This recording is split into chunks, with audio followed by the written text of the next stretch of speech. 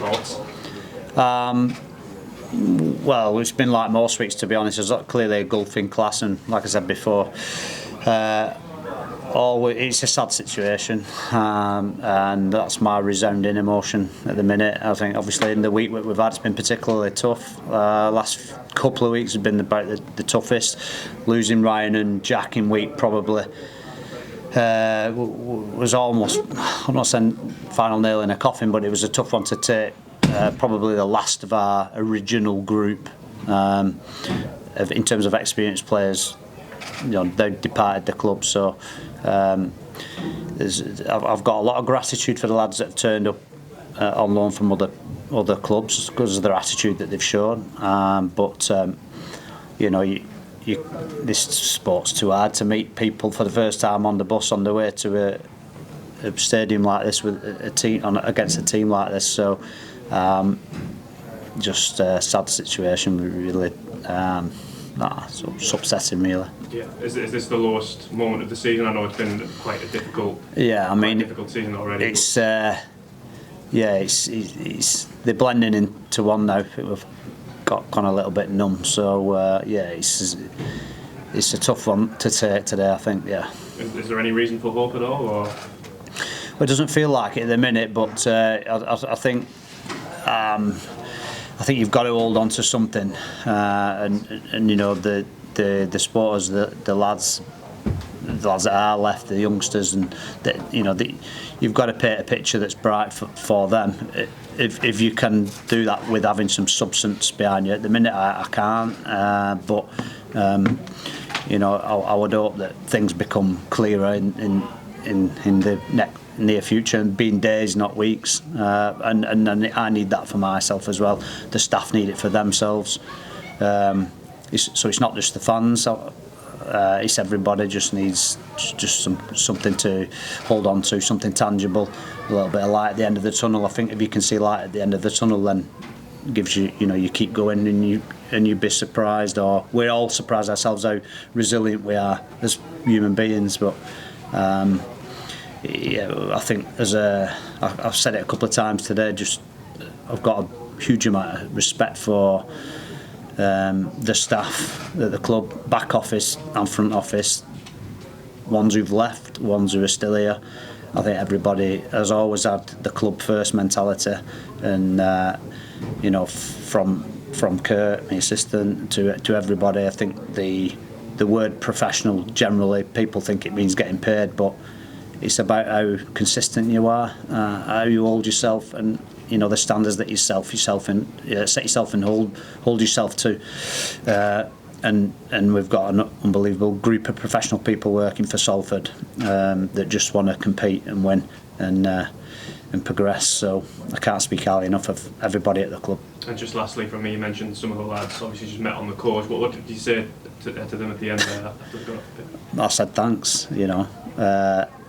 There's not much more I can say. It's not like I'm not on a journey with them to develop them or anything like that. But I accept that if we can facilitate in any way their own personal journey at their club or whatever it may look like, then it's good to acknowledge that we don't expect them to come here and start kissing the badge. I think once you get that out of the way, you can relax and try and enjoy the game. But there was nothing enjoyable about that. Paul, when you see a game like that, it must be hard for you personally. So in terms of carrying on in the role, does that have any sort of effect on it? Are you still thinking, I need to see this out? What's your viewpoint? Yeah, obviously, I'd be lying if I didn't say that I'm questioning that and have done previously. So, and I think everybody does, and our players have. So, and generally, when you speak like this straight after the game, you speak on adrenaline, and when you speak on adrenaline for the 10-15 minutes straight after a game, that's an emotional response quite often. So I tend not to commit to too many big statements straight after a game. So I think I'll stick with that. But in being transparent and honest, then I would suggest that I'm no different than anybody else in the club that has questioned, and I think it's just looking for something to cling on to and work towards is that all we want, you know. So, but I think for so long the unity and the camaraderie in the club has been what's, you know, kept us together. Every person who's left has not wanted to leave, and that probably shows you that Salford's got something really special. And I think everybody, all our opposing supporters and clubs have been fantastic with us. And I've got to just say, Hull today probably just topped that off. Players, staff and supporters, I thought were fantastic, and appreciated what they did for our team today in terms of showing their appreciation. So that was pretty special. Paul, how difficult was it to see Ryan and Jack leaving in the league? Yeah, it was.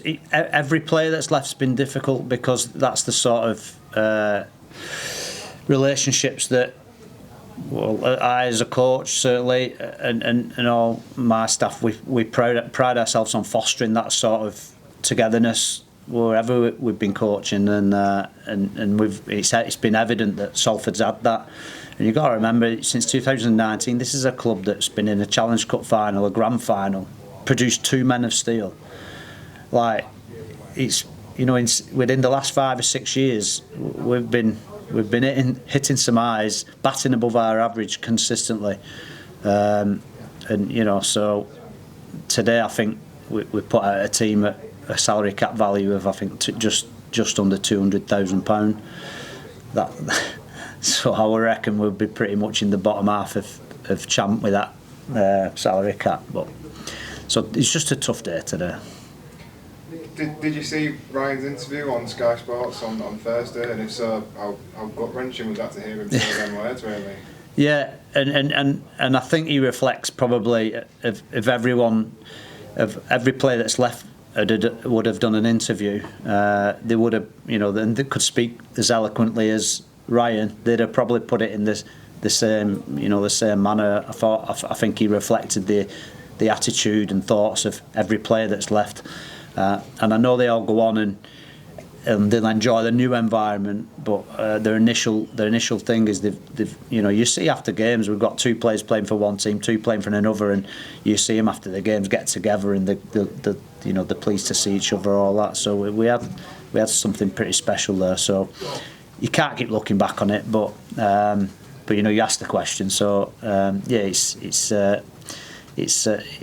sad to see, but it's something to look back on with pride as well. So all we need now, we're not the sort of people, and sportsmen want to move forward, is to look back on that with pride and happiness, still retain them relationships, but move forward in the game. And what's next? Get on to the next thing and get your teeth into something. We want to start, you know, preparing for what's next with some substance and some direction and clarity. That's what we seek as a staff. You've got 6 games left. How do you get your squad up? How do you get yourself up for them games? I mean, yeah. Is there any fear that some of them won't go ahead? Or? Well, I mean, I think the loans are 1-week loans, so they changed the rule. Usually it's a minimum 2, but they've now allowed 1. So we could have a totally different team of loan players next week, because I don't know. You might. What were your thoughts there? But I'm not sure that people will be jumping through the skin to come and you know. And what we are now, squad number is 60 something. So I don't know. We'll run out of shirts soon, I think.